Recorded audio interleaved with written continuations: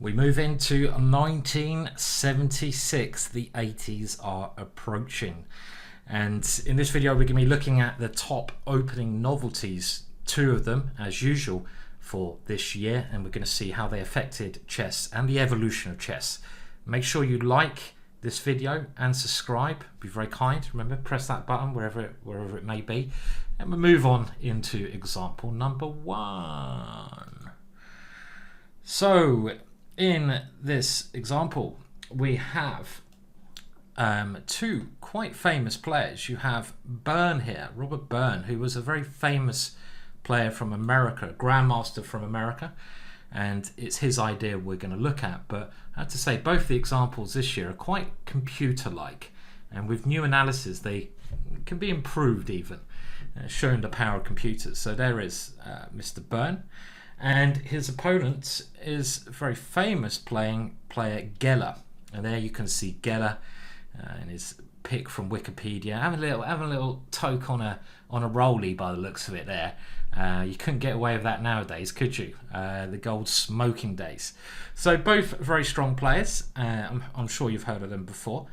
And the game started off with e4, and it quickly went into a mainline rule Lopez, so we get to where the action starts, and the novelty actually occurs quite late in the game, around move 20 here. So they play this well-known line, which is probably one of the first openings everyone should learn: e4, e5, rule Lopez. I wish I had done as a child. It's really a lot of backbone of chess history, of chess, of maneuvering, of tactics. It combines every element that you need to learn in order to be a better chess player. Complex yet simple ideas, and something I'm trying to learn a bit more at my tender age of 41. Now knight to s6 comes out. White simply gets his king safe.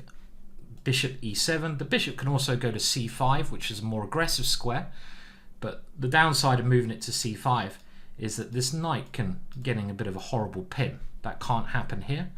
And now rook e1, defending this pawn and therefore planning on expanding straight away.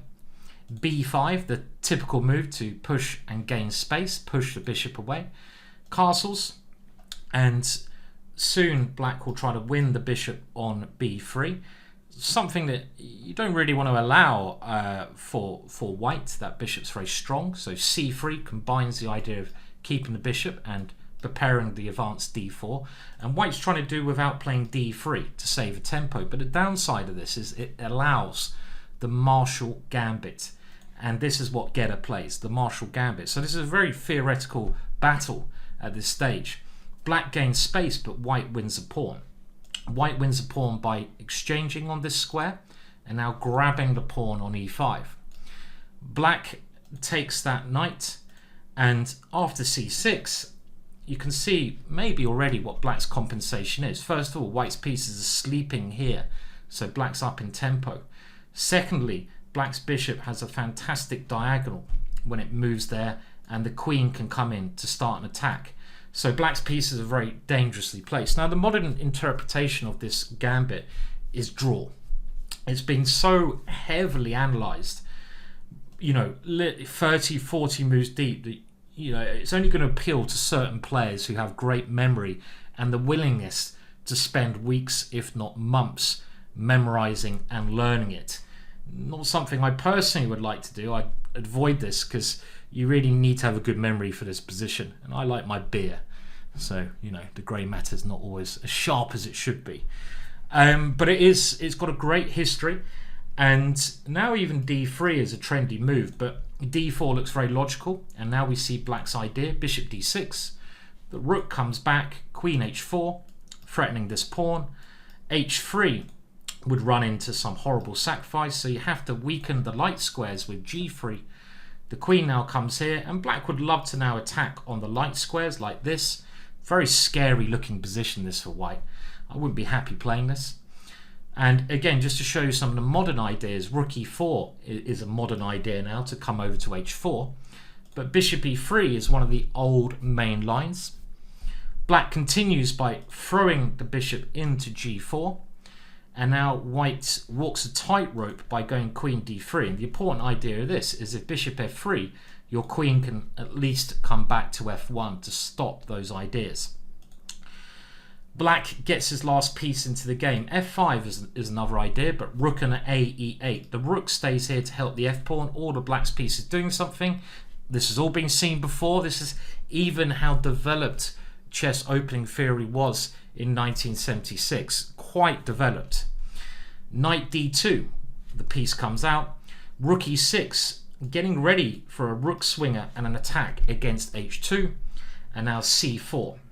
And this is a key position, and just to show you again how strong computers are and how you can use them, I'd imagine in 1976 the players had seen some games in this position and they'd spent weeks analysing this position with other grandmasters. It's so complex that to go through the variations, it takes a long time. I remember Peter Lecco telling me a story where he was preparing this Marshall variation for one of his world championship matches, a run-up, and he said he had compiled something like 800 pages just on the Marshall. And again, it's not for everyone. That you have to have the willingness to work hard and the time, and a lot of us don't have the time. We have other things going on in our lives, so still quite fascinating though. And one thing here is that black now took on c4 immediately, but if you put it on a strong computer, and this is what I did, I put it on the latest Stockfish 13, within a second it finds an improvement for black here, which is just how you can work with computers. In these complex positions, you leave a strong computer running like Stockfish 13 for me. And I also use gchess.com website I created, which uses a neural network to find solutions. And in this position, the computer finds this amazing idea immediately, which I don't think many computers would find. The idea is to try to get the rook over to h6, and it really is quite phenomenal. So if you take here, well, knight takes doesn't work immediately, so taken on d5 is white's forced move, but now the rook gets to this square. And it may seem like white can defend with queen to e4, guarding this one, but the computer points out that after we take here, we can simply play bishop takes bishop, and now a move which I think is very hard to see, rook to f6. And funnily enough, there is no good defense now for white against this pawn. f3 runs into check, the king can't come to e2, and at some point queen g1 is just going to pick up material. We probably take on d5 first, and it's quite phenomenal how these things develop, showing you the power of analyzing with computers. If you're playing sharp stuff, have a computer running, you know, I would use gchess.com, use the neural network there and save your work as you go. But the novelty, okay, this continued with known theory. Bishop f4 now played, now that white can't take that knight, but it's not quite as strong now because there are more possibilities for white, and queen f1, queen h6 have been seen before. Very complex position, we won't go too deeply into it, but the novelty of the year given by the panel of Grandmaster experts, one of them was this bishop c1 move played by Byrne. And the idea of this, and this is one of those moves where you retreat a piece in the midst of a battle, very hard to comprehend, but really white's just trying to exchange pieces off, being a pawn up, and it works very well. For example, after bishop h3 we have this intermezzo move, rook takes e6, and after queen to d1 now more pieces get exchanged off, and I think it's quite clear to see that after f3, okay, black takes on f3, knight e5, and you have this forced variation that white is simply a pawn up with a great position. So bishop c1, very clever move, but in actual fact, again, with these positions, I mean, anyone who could go back in time and use a computer would have such a big advantage, because the computer shows you can actually go bishop takes f4, this is even better, knight takes, and now not taking there but f3, and this is also a way for white to get a critical advantage. So very complex lines showing you how important the computer is. Now the next example of novelty of the year for 1976 brings us on to a game played in Yugoslavia, in Banja Luka, between Sibarevic and Bukic. And this was, and again, another very sharp line, this time a Sicilian. And if you've been watching previous videos, you should be learning quite a lot. And this is why I'm doing these videos, to show the evolution of some of the sharpest lines. Quite a lot about this Najdorf variation with bishop g5, which is now very trendy. And black always used to play this setup with e6, which is still very popular. f4, we've explained this before, so I won't go into too much detail, but the idea is to push these pawns, get the queen behind those pawns, castle quickly, bring out the bishop. Knight bd7, trying to control the center. The queen comes out, getting ready to castle. Black tries to control e5 a bit more. White plays the most aggressive move. And now if you're playing the Najdorf, you have to take risks, and b5 is such a move to start counterplay. And we now, can you remember the moves that we saw previously played by a chap which came up time and time again, Velimirovic. He played bishop d3 in this position very, very regularly, with the idea of rook e1 and knight d5. And I think if you see my previous videos, you'll remember this idea of the knight coming there. Not in this position, we first go rook e1, but in this position. Very interesting idea. But here, white played bishop takes b5, and this is quite a shocking concept at the time. And the point of this move is that the bishop has to be taken, and now the novelty comes about, and the novelty e5. And this move really took black by shock, giving up a piece. But again, we've seen this similar idea being played in one of our previous videos, with white trying to sacrifice here, like we saw, again, I can't remember, a couple of years ago, with the knight coming into d6 combined with black not castling. Now the funny thing is, here in this position, black did not play bishop b7, but this was improved for the future. And after knight takes b5, just queen to b8. And this position seems to actually be fine for black, again, with computer analysis. But such a move as e5 must really throw black off guard. The point is, you sacrifice a piece and you don't even recapture that pawn. Interestingly, knight takes b5 instead of e5 may be just as good, but it's less confusing for black. And again, I think queen b8 is the best move, but queen to a5 was played quite often, but it was found that after e5, the issue black has, okay, he can play something like rook b8, is the c6 square for the queen.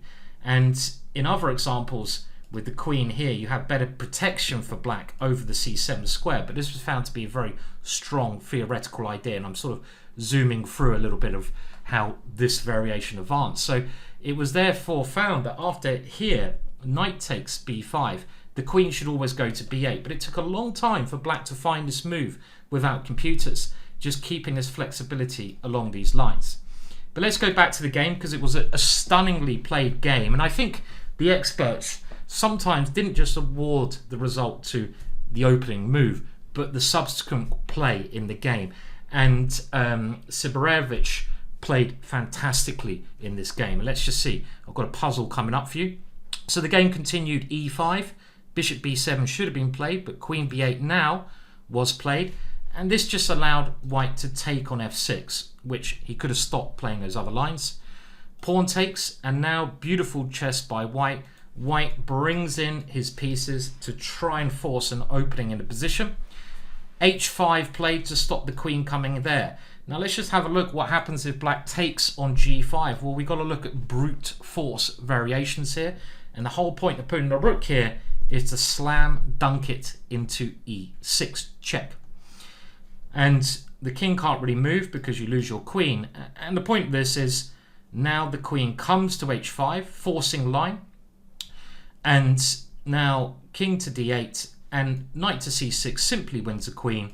But if you want to pause the video and try to find the checkmate, the knight e6 does lead to checkmate with the knight coming to d5. I'll let you do that, but it's easy to see that knight c6 is winning. So if I was analysing this in a game, I'd be like, okay, this is winning. So clearly, if I'm trying to defend as black, I'd be like, I can't take the bishop because I'm losing my queen.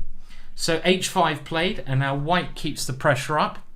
This doesn't quite work, but he sees that e6 is the focal point of black's position. That's the square we want to bust through on. So queen to h3 increases the pressure on e6. Now knight takes is a very strong idea. e5 played, but white keeps coming forwards. Knight to d5. Black grabs the bishop. Knight to c6. Beautiful chess. And after queen b7, here is your puzzle of the day, and this is simply astonishing. Please do now pause the YouTube video.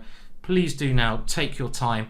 Another reason I got to this point in the game, and I'm sure the panel of experts at the time included this game as one of the best opening novelties, is white's next move. White to play and win, and it's stunning.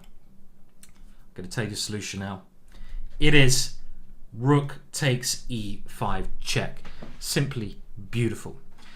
The point of this move is if the knight takes, it's to get this square in a lot of lines. So if the knight takes, knight f6 is a very peculiar checkmate. One checkmate you don't see. I haven't seen nearly, I don't think, in any other game. If the pawn takes the knight, well, we still go knight to f6 check. And the checkmate's a bit longer, but in this square, we found a way to d8 for our rook. Stunning stuff. And the only other thing, the move that black played, was to try and block the check, but now the rook simply captures, and after queen f5, the black king cannot survive. Knight e5 was tried, a little attack on the queen, but the queen just snuck in to f6, threatening the rook with mate, threatening the queen, threatening the knight, threatening everything, threatening hell on the board. So very nice little novelties there, a bit more complex than some of the other ones. So what about 1976? Do remember to like and subscribe to the video, please do, it helps me. Well, some little facts. The band The Damned, anyone remember The Damned? Released a single, New Rose, and this was the first single marketed as punk rock. So this is about the time that the hippies were going and the punk rockers were coming in. Yeah, and I remember this. Guns N' Roses did a version of this, New Rose, on their rather dubious album Spaghetti Incident. Star Wars begun filming in Tunisia. That's where all the weird little buildings were in the same year. Apple formed in 1976. Now, one of the reasons I don't think there's time travelers, because, you know, I would go back, just whack some stocks on the year they open on the market, come back to this year with a nice pile in my bank. That's why time travel doesn't exist, because that would have happened. Apple formed, big company. And to finish on a positive note, the first outbreak of Ebola occurred in Zaire, just because it seems quite relevant to what's going on at the moment. Cheers, like the video, subscribe to the channel, back with more very soon.